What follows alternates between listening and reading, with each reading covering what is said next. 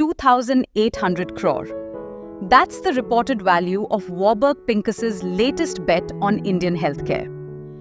According to ET, this would be the company's fourth healthcare acquisition in India in just 4 months. That tells us something important about where smart capital is moving. Healthcare value is no longer being created only through manufacturing capacity, distribution networks, and prescriptions. Right now, investors want to build healthcare brands that have a direct relationship with the consumer. The key is to own the category entirely. For healthcare marketing leaders, this changes the way we should think about brand equity. Your brand isn't just your sales number. It is also search demand, consumer relationships, repeat purchase, community, first-party data, content authority, and digital discoverability.